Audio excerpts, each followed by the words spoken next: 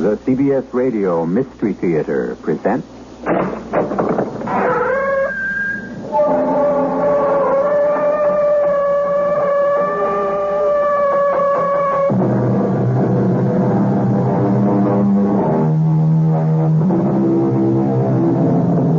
Come in. Welcome. I'm E.G. Marshall. So often, it is the unpredictable that changes the shape of our future. Some people plan each move very carefully. Others take life as it comes. But all of us, at one time or another, inadvertently see or hear something that was not intended for our eyes or ears. The darkest of secrets have been shared unexpectedly, and so has the guilt that goes with it. Our story is a case in point. But there's more. Can you always be sure of what you see or hear? You will pay for this. I have done nothing. You have dared to come here behind my back. If you would challenge me, sir, then let it be sword for sword, like honorable men. Too late. Much too late. You have dishonored her, and for that you must die. And now, she shall be next.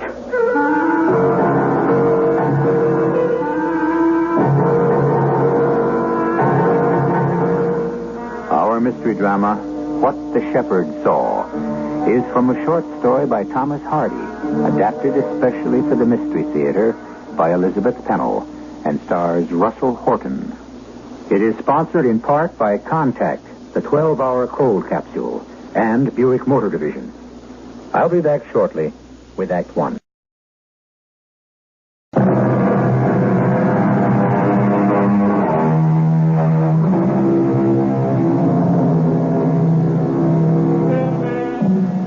On the Salisbury Plain in Wiltshire, England, is a mysterious ruin, a stupendous collection of upright stone slabs and lintels laid out in a ceremonial pattern. It is called Stonehenge, and archaeologists date the earliest remains as far back as 2000 B.C. There is evidence that the largest, or Hellstone, came from Marlborough Downs, some 20 miles to the north, where natural outcroppings rise from the ground.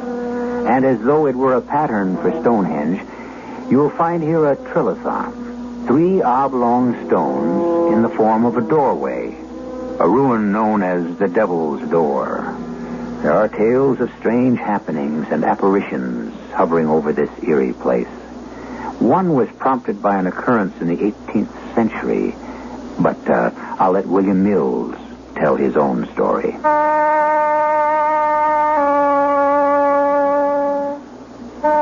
I will be haunted forever by the events of 3 nights which utterly changed the course of my life. For better or worse, I cannot say. True, I have become an educated man, but perhaps I should have remained an ignorant shepherd on Marlborough Down.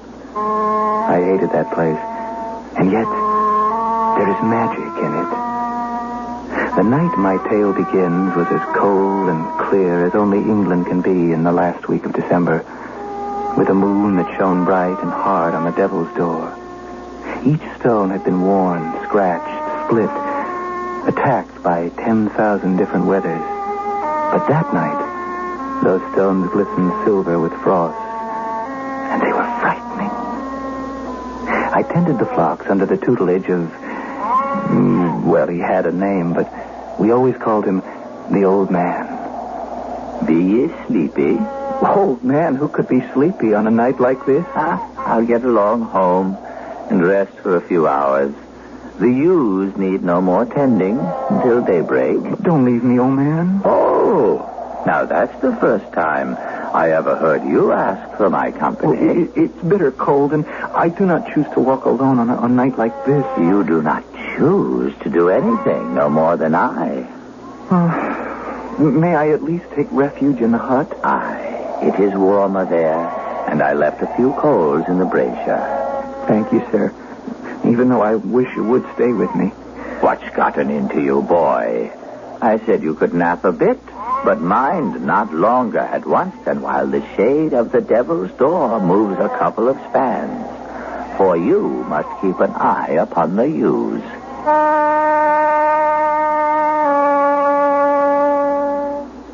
He left me, and I made my way to the hut, a short distance from the devil's door. This tiny hut was completely hidden by a dense growth of firs, a sturdy bastion of bushes which protected it from the elements. There was an opening on one side, like a paneless window, with the firs cut through beyond it, so I had a clear view of the down where the sheep were grazing, and of the ominous stone doorway which cast a shadow at all times, like the pointer on a sundial. I was restless. I couldn't sleep. It must have been around 11 o'clock when I sat bolt upright, then crept to the window opening with a premonition that something was wrong. Not a sound from the sheep, but in front of the trilithon, stark in the moon's glare, stood a man. He was slender, dressed in black. I was overwhelmed by the sight of this astonishing presence in such a lonely spot. My astonishment doubled, for a second figure glided across the plain. This time, a woman. A figure of elegance wrapped in a long fur cloak. You have come, Harriet. You summoned me? But why, Fred? Why? Oh, my dearest, it has been so long. Let me hold you in my arms. No. Fred, please. I have come here, yes, but not for that. How long I have dreamed of this moment. Fred, let me go. How did you get here? You wrote that you were in the provinces, across the ocean. I have seen many lands and many faces since I last walked these downs. But always I have thought only of you. I'm flattered. But surely there's some other reason why you've called me here so strangely. Yes. I have heard the Duke does not treat you well. Oh, he's sometimes hot-tempered, but for that he should not be condemned. I have heard that he speaks roughly to you. I have no right to question the character of my husband. You don't even know him. Harriet, dearest, is this fair or honest? Your life with the Duke is a sad one. You know nothing about the way I spend my days. My life passes quite pleasantly. Pleasantly? The world should be spread at your feet for the beauty of your face. Don't speak like that, and don't stare at me so. Yes, you are a duchess, and I am no more than a soldier of fortune. But it is not impossible that I may be able to help you. I did not call on you for help. You summoned me. Well, if that's all you have to say, I see now that I should not have come. It was foolish and impulsive of me. If I weren't a gentleman, I would take you away with me. I could do it, you know, to save you from the hell. Let go of me. At this dramatic moment, the wind took their voices away, and when next the man spoke, it was in dull, flat tones. Very well. I see you are dead and lost to me. Then let it be that way, and set me free. As I once loved you, Harriet, I love you now. More so than ever. But you are not the woman you once were. So be it. I will never see you again. Oh, Fred, there's no need to take such a tragic tone. Things have changed. Except that you are my friend. So why shouldn't we meet? When? I don't know. I would not be here now, except that the Duke is away from home. When will he be back? The day after tomorrow, or the day after that. Then meet me again tomorrow night. Oh, no, Fred. I am here out of pity. Because in your letter you sounded so forlorn. I believed you were the one that was in trouble. I have traveled 2,000 miles just to assure myself that you are all right. You must see me once more. I repeat, I cannot. If anyone should find out, there would be slander and heaven knows what. Then tell me two things. That you did love me once, and that your husband is unkind to you often enough to make you think of the time when you cared for me. Yes, I confess to both. But owning to them shows a weakness in character, and I would not want you to infer that I could ever resume our old relationship. There is so much more I must tell you. Will you come once more? Oh, you're very persuasive. One final goodbye, then. I will meet you tomorrow night or the night after. Now let me go. They parted, with the Duchess hurrying toward Shakeforth Towers, the mansion which dominated the countryside. The man watched until she was out of sight, and then set off in the opposite direction. Silence and emptiness.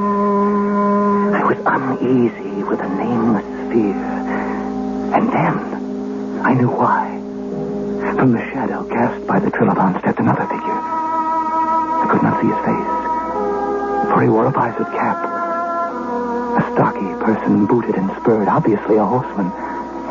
He marched toward the spot where the two had held their tryst. I was terrified for fear he would discover the opening. But he stopped and walked heavily back to the Devil's Door.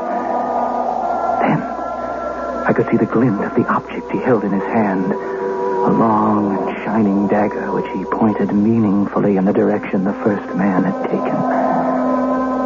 Sheathing the wicked blade, he strode off, and soon I could hear the receding beat of horses' hooves. I trembled at the implications of what I'd seen. Of course, this second man had been witness to the meeting of the Duchess and the man named Fred. I was leaning against the sill of the opening, mesmerized when I heard the sounds and the shouts of the old man. Bill Mills, come here at once. What's happened? Why have you returned so soon? It's too early for you to be back. The sheep, lad, the sheep. I tossed and turned on my bed, but you were the one who was sleeping. But I have not shut an eye. Ah, a shepherd you call yourself. Look at the flock. Something has disturbed them. I give you my word. I have been watching. Yonder lamb has strayed from its mother. Go after him, Bill. And the old ewe has twins. Light your lantern and bring it to me. The moon is getting low. I scrambled, rescuing lambs which seemed to be straying in all directions. Surely they had not been like that before. Had I been too preoccupied to notice their distress? Or had the sheep, too, lain still in the presence of unexpected visitors? This is not like you, Bill. First, you have not done your duty, and now you have lied to me. I do not lie, old man. Don't make it worse. I went to the flock, and then I remained at the window all the rest of the time. And you saw nothing? I saw no straying sheep. Aha. The Duke's men will be after us for this. After us for what? For not doing our duty. Sir, not a sheep has been lost. No thanks to you. I promise not to let it happen again. You can keep that promise. Tomorrow night. But I wondered if I could. Other promises had been made. And who knew what I might be witness to on the following night? Or the one after that.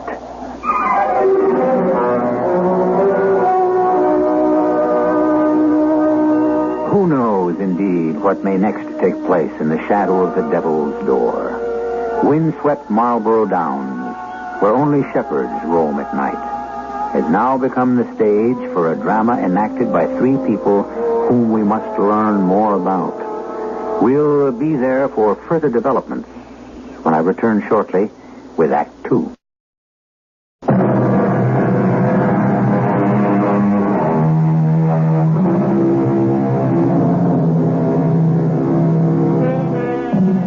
The second night, like the previous one, was cold and brilliantly clear, and the massive Devil's Door glistened with silver frost.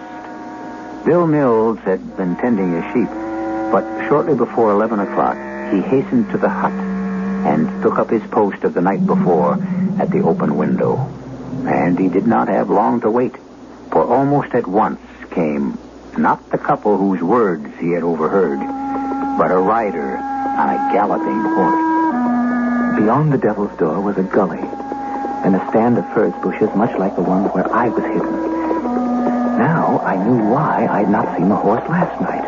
The horse and rider were blotted out completely before the man emerged alone from behind the dense bushes. And as this short, heavy-set figure moved into the light of the full moon. I gasped at my earlier stupidity, of course. It was none other than the Duke himself. The man on whom my livelihood depended, the ruler absolute of our community.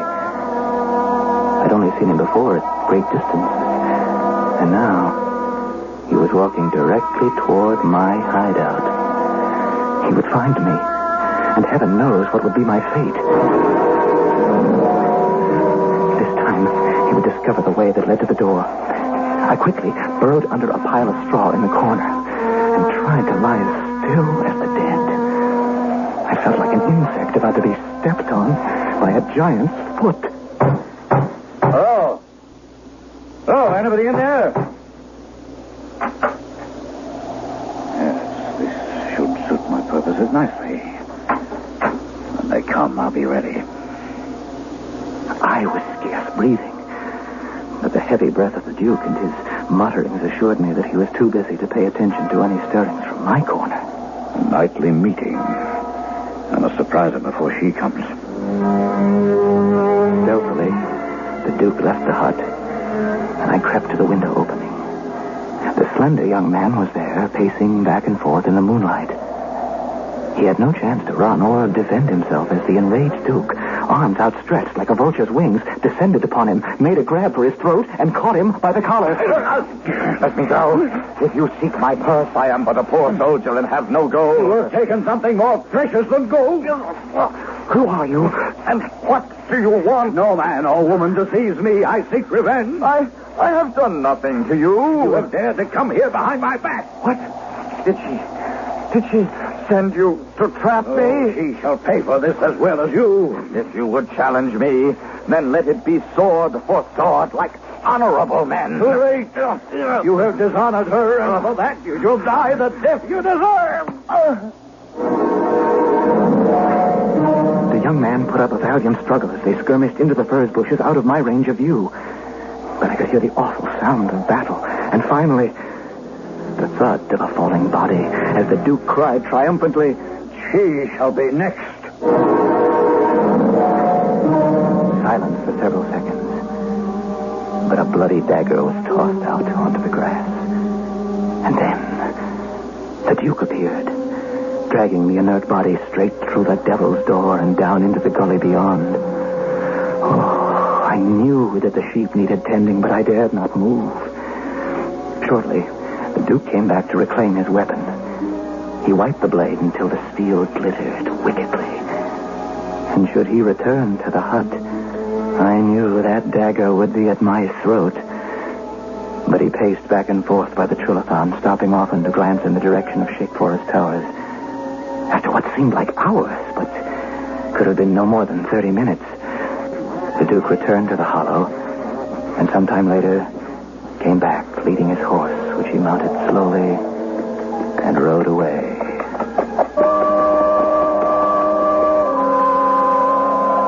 I was in a panic.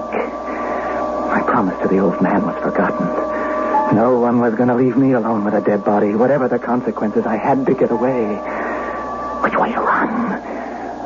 Impending disaster made me follow the Duke. And soon I'd taken a shortcut, which brought me up to the very gates of his estate. I crouched in the bushes and stared in fascination. For there, at the portal, stood the Duchess in her long fur cape. The Duke's horse was approaching. Ah, my dear, you have come.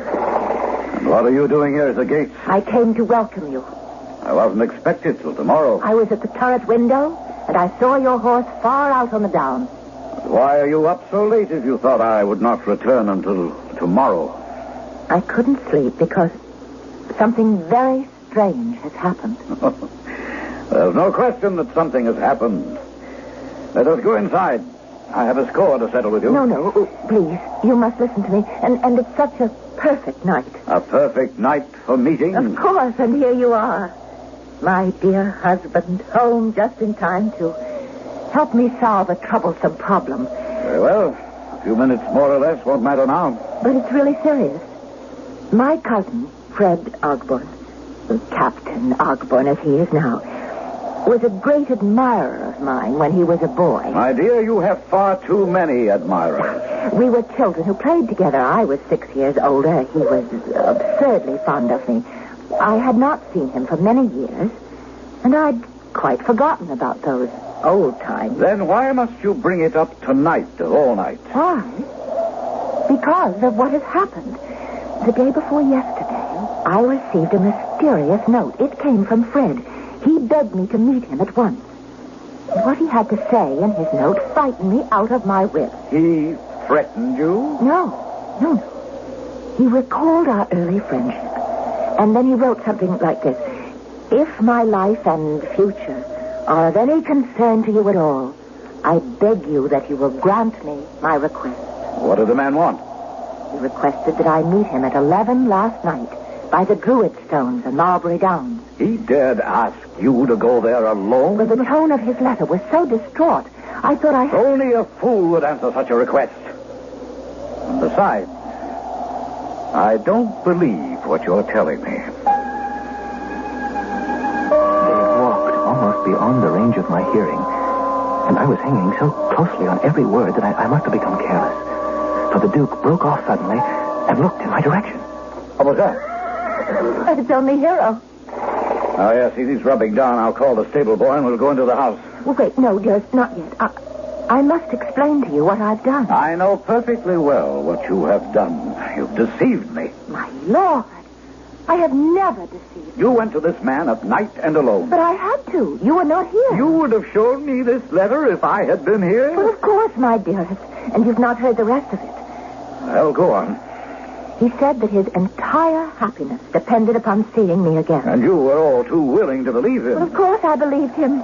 This is too much. The hour is late and I'm weary. Dearest, let me talk a moment more. I'm still too keyed up to sleep.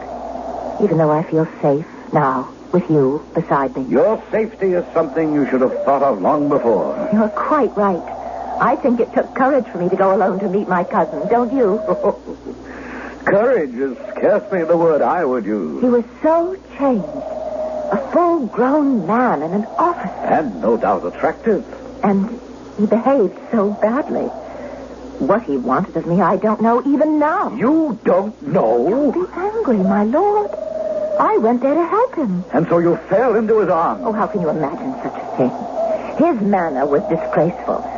I held out my hand. He grabbed me around the waist. I was at his mercy. I protested until he calmed down. And then he persuaded you Well, he was incoherent. His words were so strange that I knew I should never have come, and I attempted to run away. Why didn't you? Well, I tried. He grabbed me again. I pleaded with him to let me go. And he said he would do so, if only I would give him a promise. Oh, what sort of promise? That I would meet him again, either tonight or tomorrow night. So that's where you were going when you said you would come to meet me. Oh, no, my lord. I had no intention of meeting him tonight. How can I be sure of that? He asked me to be there at 11 o'clock. Oh, what the devil are those sheep doing all over the hillside after midnight? They act as though they're frightened. And they're running everywhere. Where's the shepherd? Shepherd! Old man!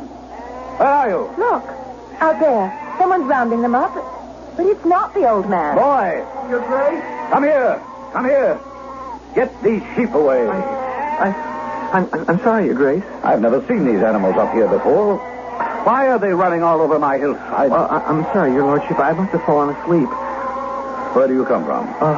Over yonder. In which direction? I live over there, beyond the bonfire.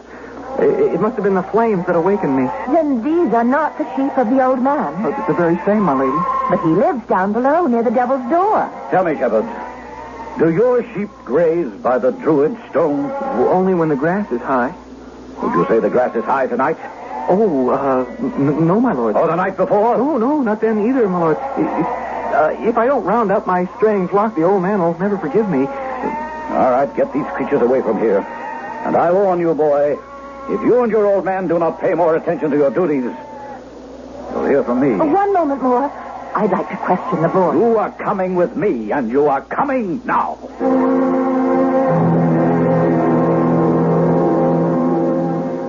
Now, that shepherd boy is not the only one who will pay for the consequences of this evening. The boy was frightened. I hoped to question him. If he saw me running across the down, then you surely would believe me. I believe what I know to be true. Then you will help me. There's just one way in which you can be helped, and I plan to take that course. Well, I knew you'd see it my way. You'll go with me, won't you? Go with you where? Well, since I failed to meet my cousin tonight, he'll be expecting me tomorrow. And we'll give him a surprise. We? Well, of course, my dear.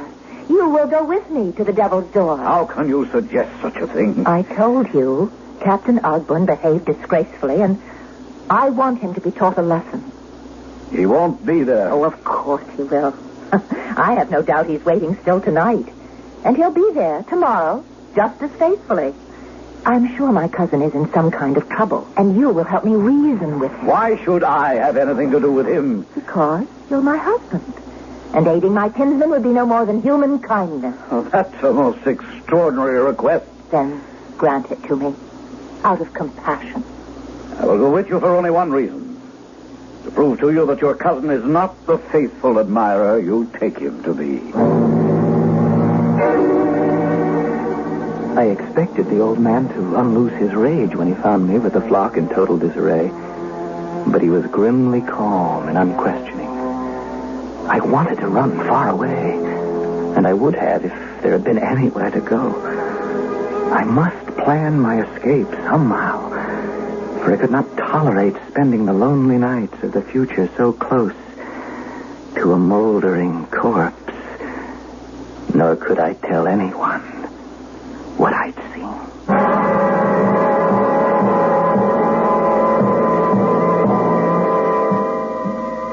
The young shepherd, of course, knows only part of the story.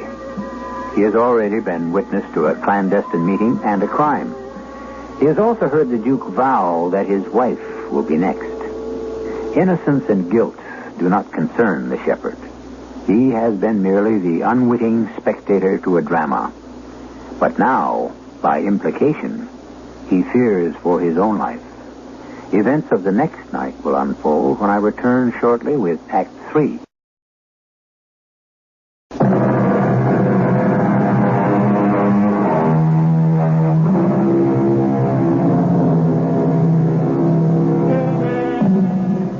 Is the Duchess as innocent as she would have her husband believe? And is the Duke a viciously cruel man or only a jealous husband? We have many unanswered questions and another surprise in store for William Mills.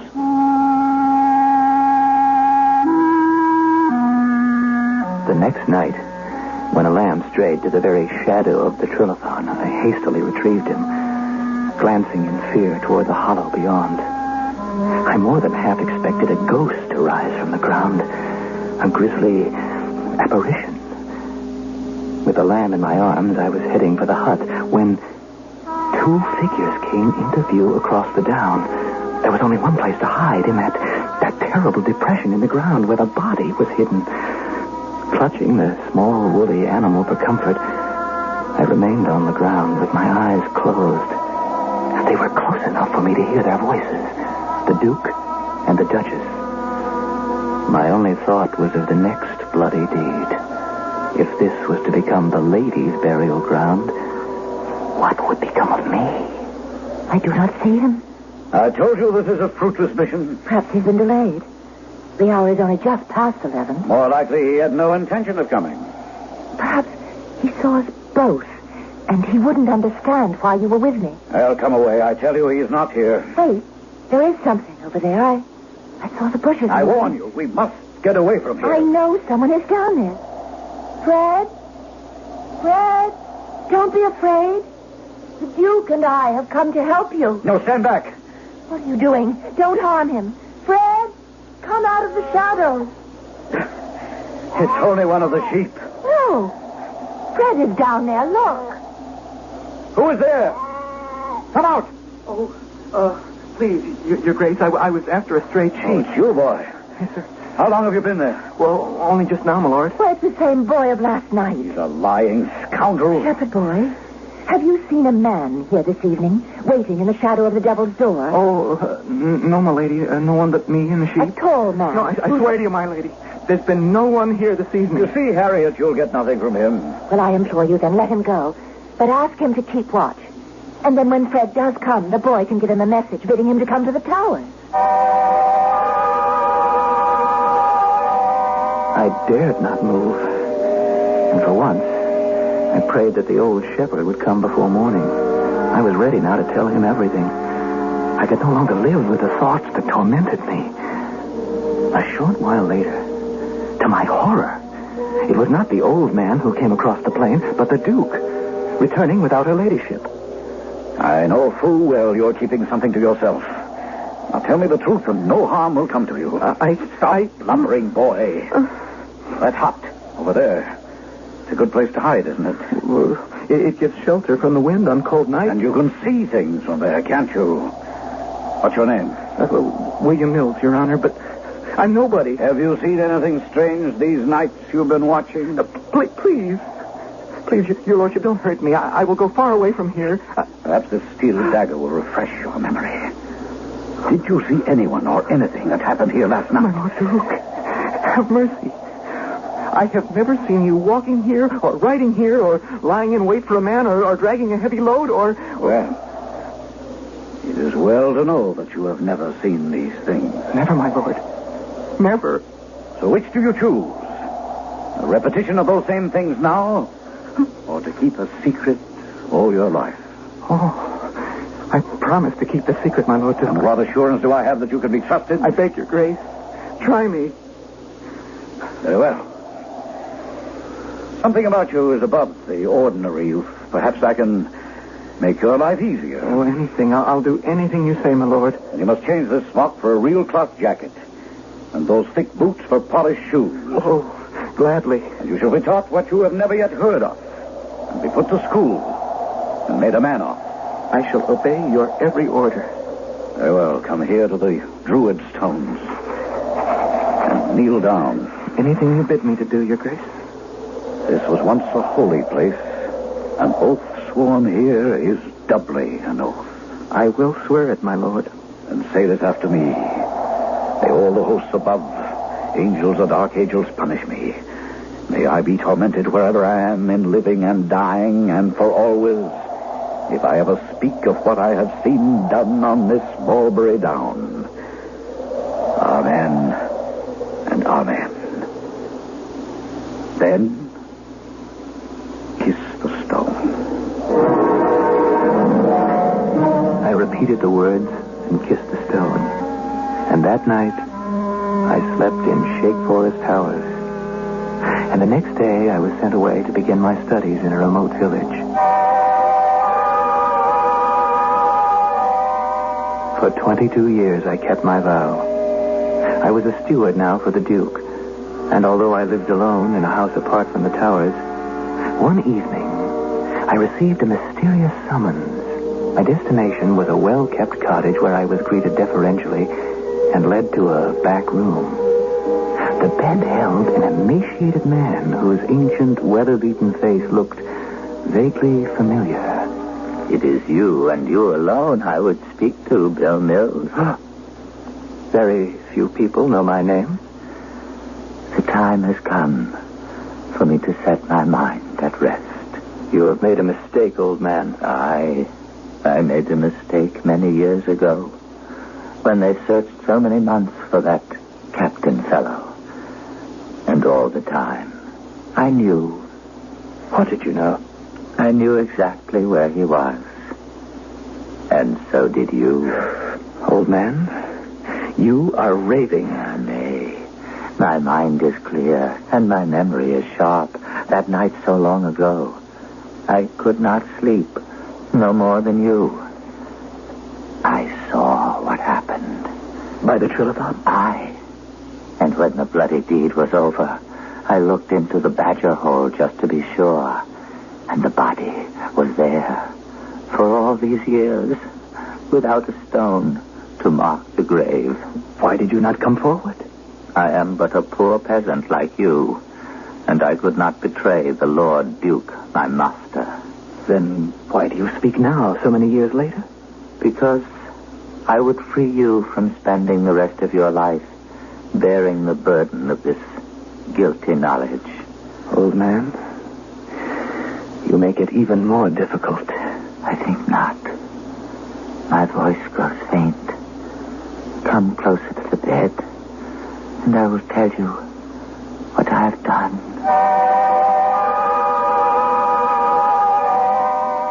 After what the old shepherd told me, I could not sleep. My past had opened wide. The long years spent so furtively in spite of creature comforts. Next day, I dared express myself man to man to the Duke. Never before had I gone so boldly into the library without knocking. My patron had long since lost his heaviness of build. Indeed, he was almost a skeleton. His white hair was thin, and his hands were nearly transparent. Oh, it's you, Mills. Now, sit down. You look concerned. Old times have come to life. Old times be cursed. To which old times do you refer? That Christmas week 22 years ago when the late Duchess's cousin Frederick implored her to meet him on Marlbury Downs. It was just such a night as this. And I saw that meeting, as you know. She met him once, but not the second time. Mills, shall I recall some words to you? The words of an oath taken? In spite of my sealed lips, the truth will be known. I tell you, I wish to hear no more. No fear of treachery from me. I am a man to whom you have been kind. But tonight, I learned all our caution was to no avail. I did what I had to do to protect my Duchess. Do you think for a moment that she ever guessed? She never did, I'm sure, to the day of her death. Then nothing else matters. Oh, but something does. You have not heard me out. What is that bell tolling for? Who's dead in the village? That's what I came to tell you. The oldest man, the old shepherd. Dead at last, huh? How old was he? 94.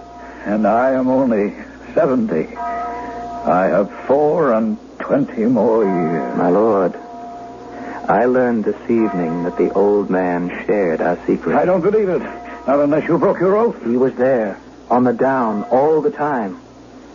But I did not know he was there, nor did you. Nor did anyone else, and now the man is dead. Why do you torture me with memories? 2 hours ago, the vicar went to see the old man. And to him he confessed all, just before he died. I will see the vicar at daybreak tomorrow. To what avail? To stop his tongue. Till I am dead. Like the shepherd.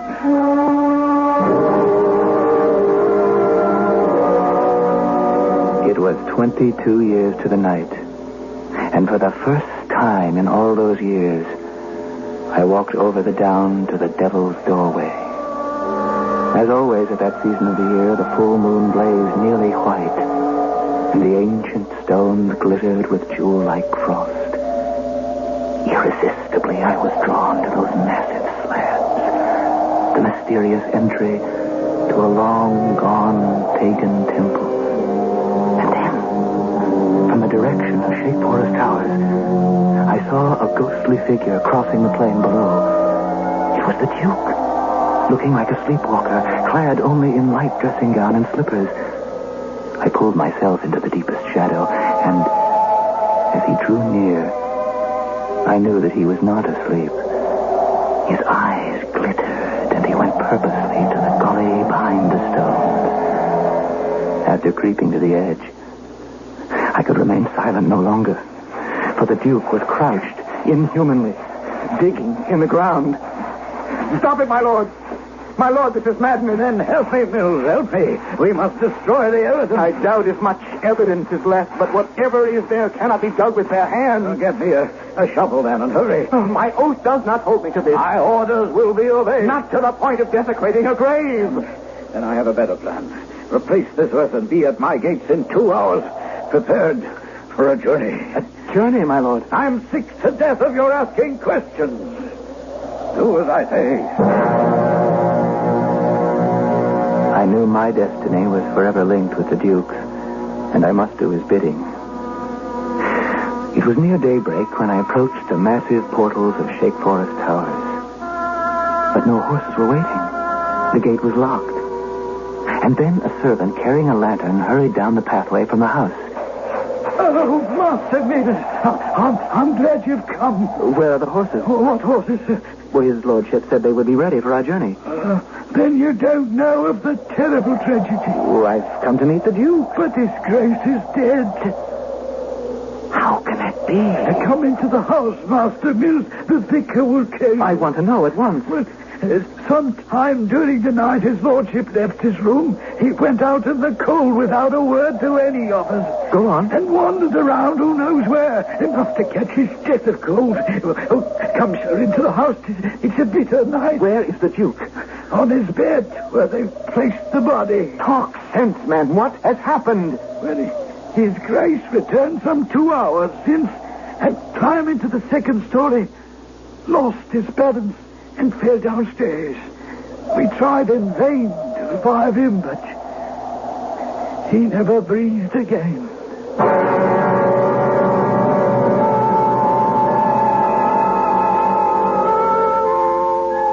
So William Mills was released from his oath and could face the future with a clear conscience. But that's not quite the way it works.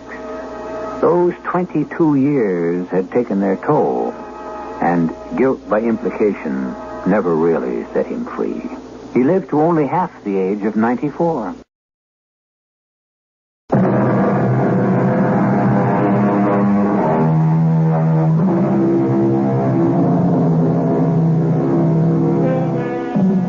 As we said at the beginning, an innocent witness may become a participant simply because he is there at a certain time and place to see and hear things never meant for his eyes or ears. Marlborough Downs is still inhabited by shepherds, but today's sheep herders steer clear of the Trilithon, for it is said even today that during the nights of Christmas week, flitting shapes are seen in the open space around the Trilithon, together with the gleam of a weapon and the shadow of a man dragging a burden into the hollow. Our cast included Russell Horton, Marion Seldes, Ian Martin, and William Redfield. The entire production was under the direction of Hyman Brown. And now, a preview of our next tale. Can you give us your position? I can try, but with this maze of instruments, I'm not familiar with them. Where are your pilots? Both in a coma. Botulism poisoning. Any chance they'll be out of it within the next hour and a half? Hard to tell. I'd say kind of doubtful. They both were hit so bad it's a toss-up whether they can hold out against respiratory paralysis. And there's no other qualified commercial pilot aboard? That's right. Only guy ever flew anything is me. And then it was just a little old one-lung Cherokee prop you flew by the seat of your pants. Well, if you can fly a Cherokee, you can fly a DC-9. You're going to have to teach me, brother. And I sure hope you can in the next hour and a half. Because if you don't tell me how to bring her down, I guess we're just going to head out over the Pacific and drop into the sea. Radio Mystery Theater was sponsored in part by Anheuser-Busch Incorporated, brewers of Budweiser. This is E.G. Marshall inviting you to return to our Mystery Theater for another adventure in the macabre. Until next time, pleasant dreams.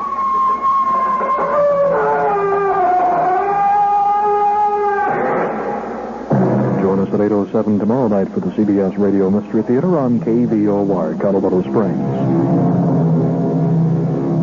In 1 minute, 9 o'clock CBS News, followed by local and regional news, weather, and sports, and more music.